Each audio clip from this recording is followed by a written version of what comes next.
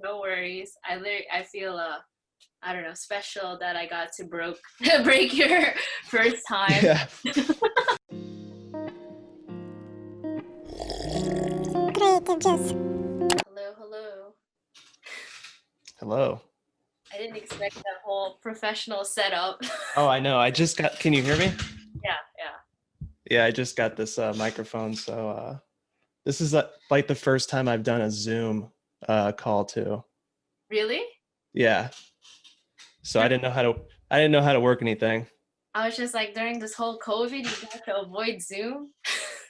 Yeah. I think the one time that my girlfriend did it, she did like trivia with her family, but she just did that and uh, it was just hard for us to both be in it. So I didn't really see how anything worked. So I was feeling really old trying to get everything set up. No worries. I feel I don't know, special that I got to break your first time. Yeah. Oh, I know. It's yeah, it's hard to schedule everything. I was trying to set up some episodes for the analog artisans and it's just hard to do because I'm trying to like travel places and it's just hard to like match everyone's schedule right now, but working on it. Yeah. Well, I saw that you did like a virtual version, I guess. Yeah. Yeah.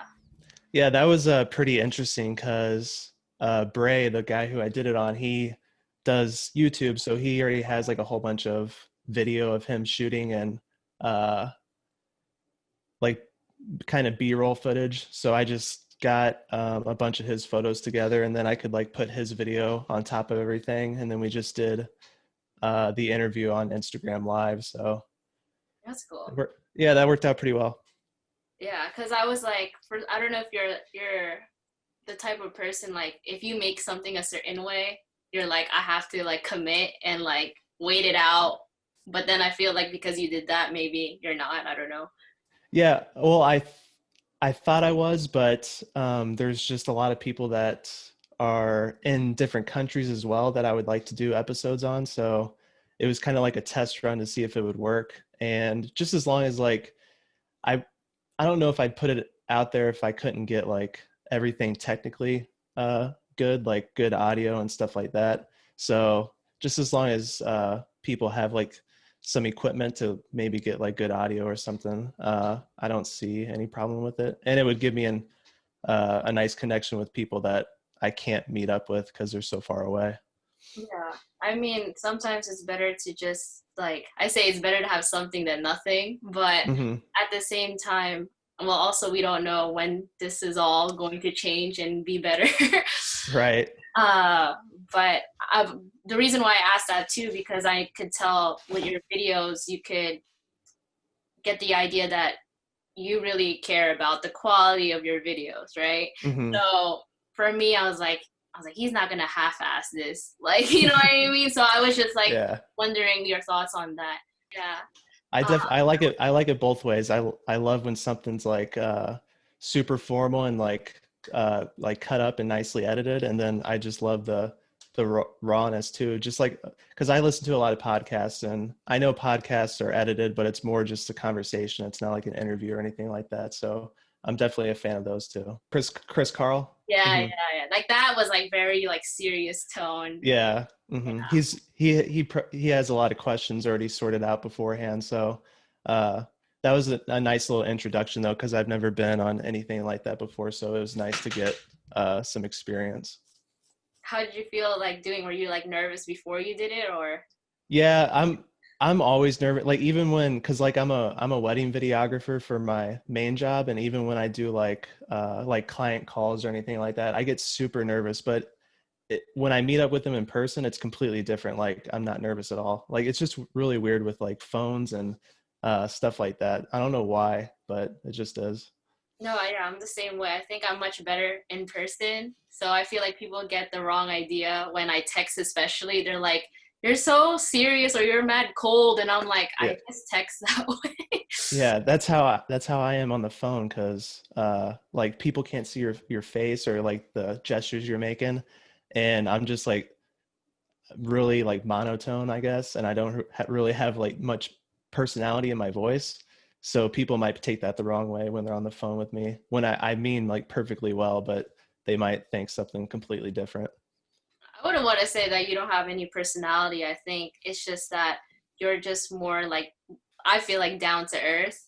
You're not someone who's like super enthusiastic and is like Yeah. really dramatic and you're like, calm down. Hmm. Like, you don't need to, put on this persona on YouTube.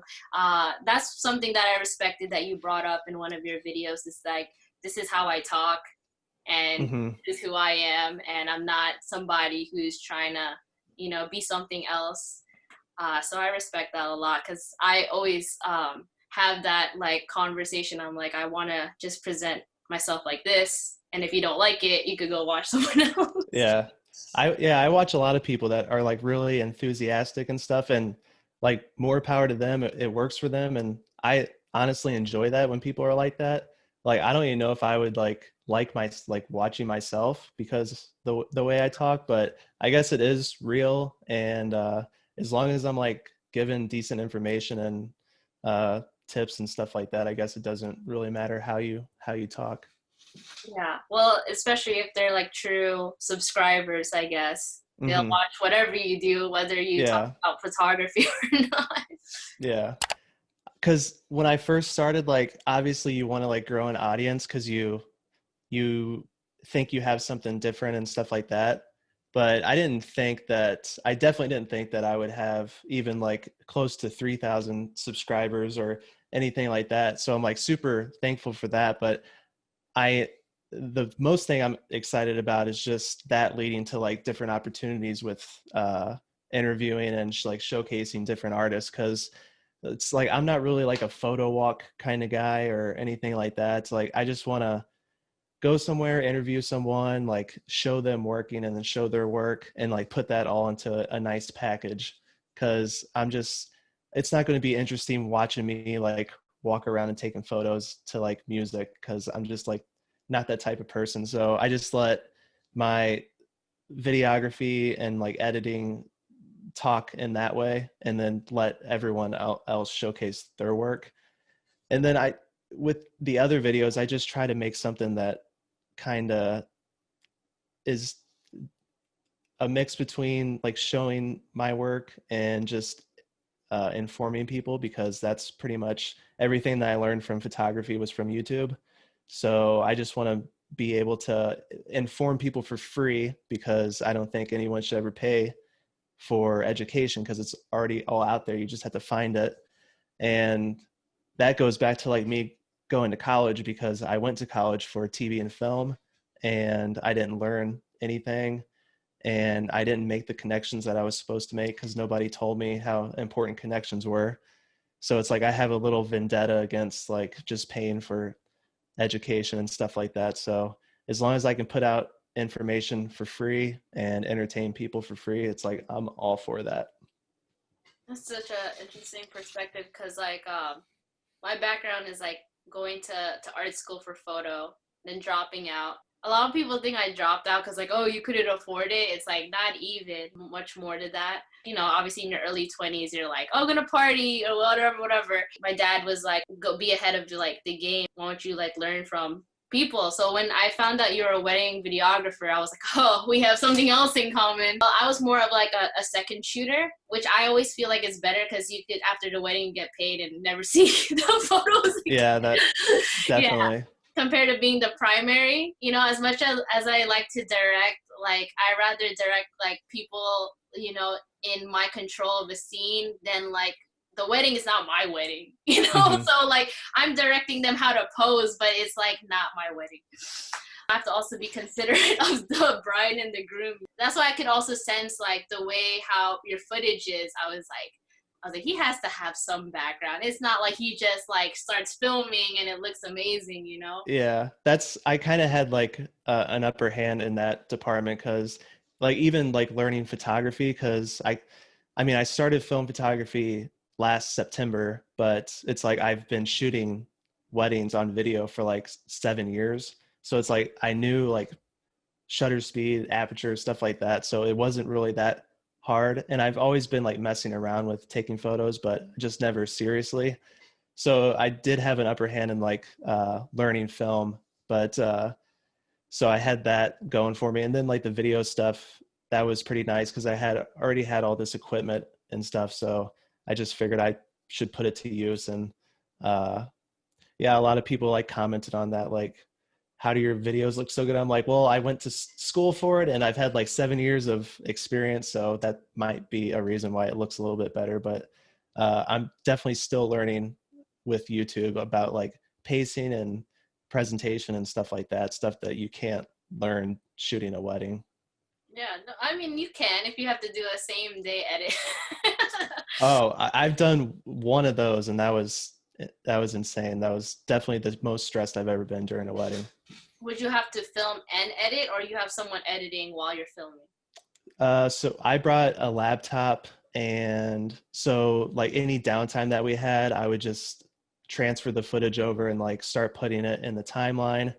And I already had like some music picked out, and then just anytime we had downtime, I was transferring footage and like picking parts out.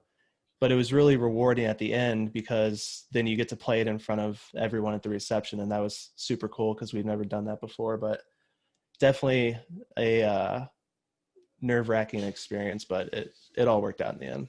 That's cool. Yeah, I always like imagine like that must be so like peer pressured. Like, oh my god, like I gotta film and then I gotta edit and then I gotta show. Yeah. So there's like a high percentage of something going wrong. Yeah, they were having trouble with like hooking up the projector, and the computer wasn't working, and everyone's like starting to crowd around, and they're like, why are we looking at this blank screen? And like because nobody knew that they were going to play the same day edit. But eventually it worked out, and then I was glad that it was over. And I haven't done one since, but I don't know if I ever will. Do you also do like destination weddings, or you just do it here? So we we've done like some in Colorado, and we've been to Mexico one time, but most of them are going to be like St. Louis, Kansas City area. And then I try to find someone like every year that's like in Colorado or something, and we kind of make like a tiny vacation out of it. But the last 3 years we've went to one was in Vail, and then one was in Denver. So that's just really nice to like kind of get away, and like you do the wedding the first day, and then you have like 5 or 6 days to just chill after that. Yeah, that's like usually the story that I hear from like friends that do wedding photography or videos. So that's why I was like always curious. They always try to make it a goal, like one destination wedding per year at Yeah. least or something. And they hope that it'd be like a dope spot, you know, not like some random. After shooting so many weddings, do you think like you know what kind of wedding you want? Because that's how I felt like. Well, I just want it to be like simple. I don't want it to be, because we've done like really simple weddings, and we've done like just over the top, just really scheduled, and just everything has its own part, I guess. So if I've learned anything, it's just that I want it to be like just really chill and simple and laid back, and I don't want people to be like running around like trying to get things done, because that's never fun for the bride or for like anyone in the wedding party. It's just, as long as it's chill and laid back, I'm perfectly fine. I don't care where it's at or anything like that. Just, and I think too, I would want like a smaller like wedding party, maybe like less than 50 people or something like that, because I think it kind of loses its the it kind of loses like the personal aspect of it. If there's like 300 or 400 people at a wedding, kind of just turns into like like you showing off instead of just like celebrating your love with someone, which I think that should be what it's all about, really. Yeah. For me, I'm always like, just have dope photos and videos, not Yeah. necessarily like the whole ceremony. And then I'm kind of worried too. I don't know who is gonna like. I don't know who I'm gonna hire to do my video or anything like that. Because the guy that I shoot weddings with, he's my best friend, so he's probably gonna be my best man. So I'm like, I'm gonna have to hire someone, and then they might be worried like filming my wedding because I'm a wedding videographer or something like that. So I don't even know if I'll have like a super edited or like cinematic video. It might just be like a super simple video. I have like two people already in mind. Like this is like planned in my head. I don't know if that's a girl thing, but do you know Jordan Voss? He's Mm-mm. like based in I think Seattle. Like I've known him since like Facebook, like Flickr days. Like oh my gosh, I've always like told myself like if I could get a wedding photographer, it'd be him. I'll link whatever it is that I mentioned. Or I don't know, Jonas Peterson. I think Mm-mm. he's also like this like he. I feel like every other wedding photographer copies him. And I haven't been up to date if they still even do photography, probably. But I just was like, oh my gosh, like I know like how I want. It's so weird. I know everything but the guy. Yeah. I used to be really into like wedding photographers and videographers, but as soon as I got into film last year, because like I used to think as weddings is like my creative outlet, and I was like going to be like this big time wedding videographer making like $10,000 a wedding or something like that. But as soon as I got into film, I kind of like lost all interest in that like aspect of video. Like I still enjoy doing weddings for sure. Like it's a great time, especially with the guy that I shoot with. But uh, now it's like film photography is kind of like my creative outlet. So I've been just so invested in that, especially with the pandemic and everything. Like I haven't had that many weddings, so everything's just kind of got pushed to the back burner in that aspect. And I just been like, all my inspiration now is coming from like film photographers and other photographers that don't do weddings. So yeah, that's what I was gonna say. So with COVID, like, so what's going on now? Like, Um, well, we've had two weddings since March. So we had one wedding March 7th, and then everything kind of happened. And we had about 20 weddings booked for this year, and we've only done four. And everyone else we've had one cancel, and then all the other ones have just postponed until next year. So we actually have one this weekend, and then we have like three or four in October, and they're still planned, but everything else has just been pushed off because it's they have like a big 300 like person wedding, and then they're only saying you can have like 30 or 35, so it doesn't really make sense for them to go through with it. So we just been trying to rebook everyone and push it back to a later date. that's crazy. Imagine you had like 300 guests at 35. Who are you Yeah, gonna invite? I know. Yeah, well, it's been kind of hard because we have people obviously messaging us about rescheduling, and then we have people messaging us about like the same dates that people are wanting to reschedule to. So it's like we're trying to talk to everyone and like explain it's like this person has to postpone to this date and you're inquiring about this date. So it's been a mess, but I haven't had too many overlapping, so that's good. And we haven't had any problems with like rebooking anyone. So yeah, next year is going to be really busy. So hopefully this doesn't last too long and we can film all of those. But Do you think because doing like when that picks up again, like it'll like postpone like making YouTube like content? well, I'm pretty good with just like turnaround times and stuff like that. So if I do a wedding on like a Saturday, I'll have the video out and done by like the next week. So it will probably get in the way, but like even right now I just have so much downtime with not doing weddings, and I think I was a little nervous about like trying to put more and more videos out, but I'm to the point now where it's just like I just want to put out stuff that is really good over just making sure I have a video for the week or something like that. So I don't really mind if I have to take a break or anything, but it might be a little hard like figuring out like traveling with if I want to meet up with potential guests or people that I want to interview. But it's weird how I'm like prioritizing YouTube and film photography over my actual job, but that brings me more joy right now. So that's just what I'm going to do. 100%. Totally understand that. That's like my biggest struggle, balancing work, school, and YouTube. I'm curious, like, as like someone who studied media, why you like lean towards wedding than like any other?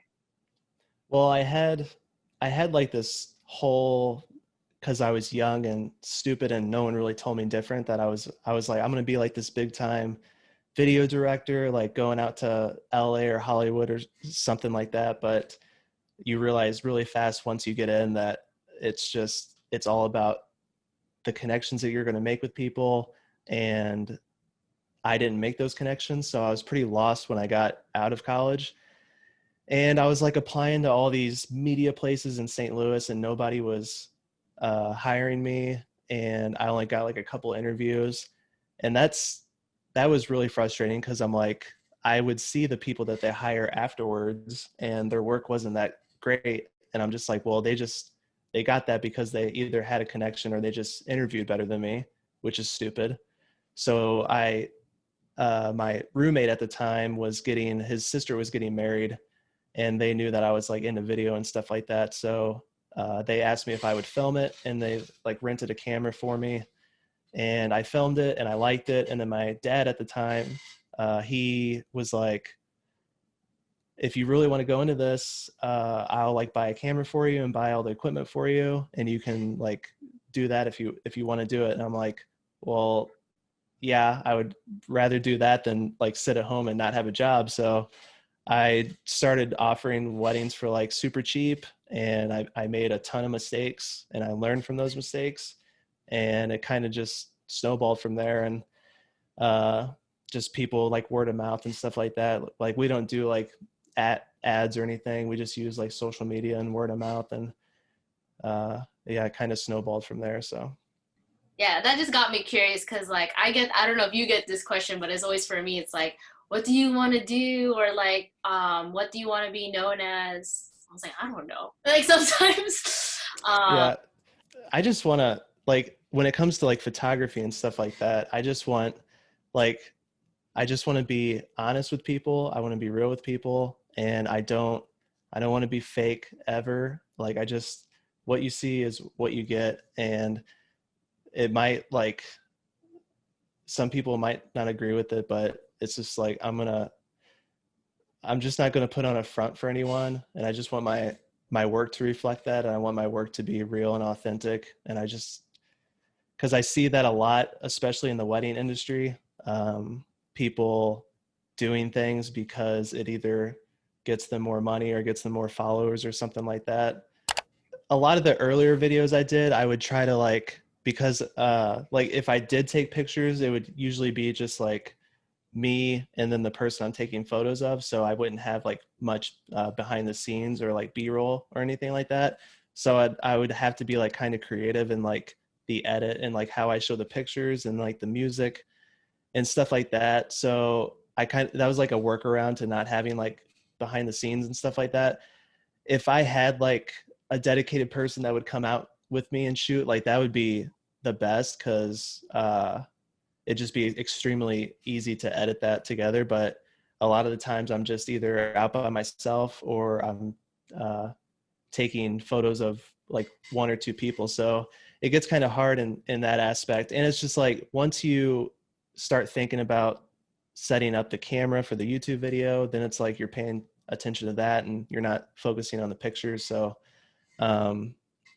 if I had a person to video for me, that would be really cool. But that's why I kind of like wanted to push my YouTube more towards the analog artisan stuff, because that's just like super easy for me to go out and like interview someone and get B-roll of them shooting or doing whatever they do, and then just like setting up the camera and get some of me like photographing them and stuff like that. So basically everything I do is just a workaround when I like either run out of ideas or I just like don't want to do a certain thing. It's like I just try to work around it and creatively and just go on to something else. So that's kind of how I feel with like doing the interviews with people. I just want to push it more towards that. Okay, well, have a good one. I mean, you're an hour behind, I guess, technically. Yeah. Oh yeah, I forgot about that. Yeah, so now it's like 5 here. That's why I'm like, twilight hour, gonna shoot now. Yeah, good luck on your shoot and have a good rest of your day.